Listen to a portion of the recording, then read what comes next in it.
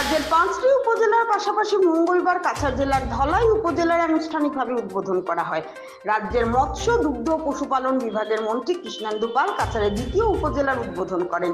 শিলচরের সাংসদ পরিমল শুক্লবৈদ্য, ধলাইয়ের বিধায়ক নিহারঞ্জন দাস, কাছাড়ের জেলা কমিশনার মৃদুল যাদব, দক্ষিণ আসামের ডিআইজি কঙ্কন জ্যোতি শইকিয়া, পুলিশ সুপার নুমাল, উপজেলার কমিশনার রক্তিম বড়ুয়া সহ কাছাড় বিজেপির কর্মীদের উপস্থিতিতে উপজেলার উদ্বোধন করেন মন্ত্রী কৃষ্ণেন্দু পাল। উদ্বোধনের পর মন্ত্রী উপজেলা কমিশনারের কার্যালয় পরিদর্শন করেন। এদিকে ধলাইবাসীর জন্য আজকের দিনটি ঐতিহাসিক বলে মন্তব্য করেন মন্ত্রী কৃষ্ণেন্দু পাল। এখন থেকে ধলাইবাসীদের সাধারণ কাজের জন্য শিলচরে ছুটে যেতে হবে না। আজ থেকেই প্রশাসনিক, আবগারি, খাদ্য বিভাগ, জন্ম সনদ প্রদান সহ একাধিক বিভাগের কাজ শুরু হবে উপজেলার এই নতুন কার্যালয়ে। ধলাইকে উপজেলার মর্যাদা দেওয়ার জন্য মুখ্যমন্ত্রীকে অশেষ ধন্যবাদ জ্ঞাপন করেন স্থানীয় বিধায়ক নিহারঞ্জন দাস।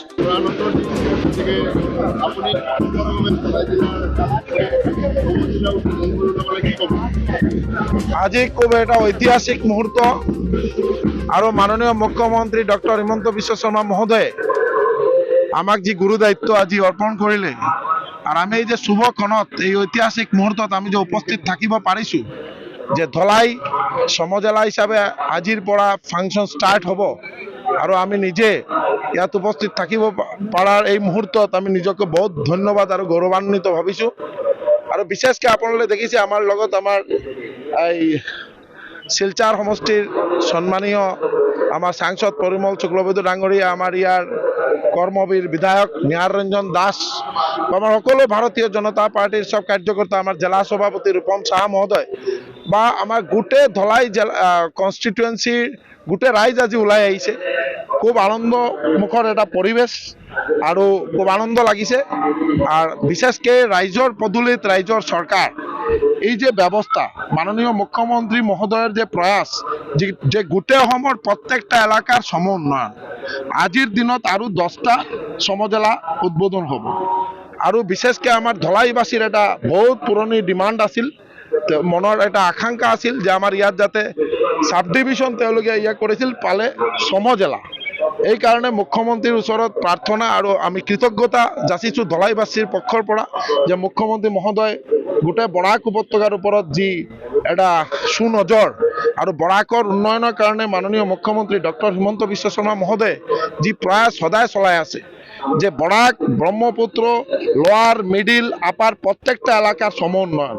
আজি গোটে ভারতবর্ষের মাজত অসম যাতে একটা উন্নত রাজ্য হিসাবে প্রতিষ্ঠা লাভ করে তার কারণে মাননীয় মুখ্যমন্ত্রী মহোদয়ের যে প্রয়াস তার কারণে ধন্যবাদ জানাব লাগিব।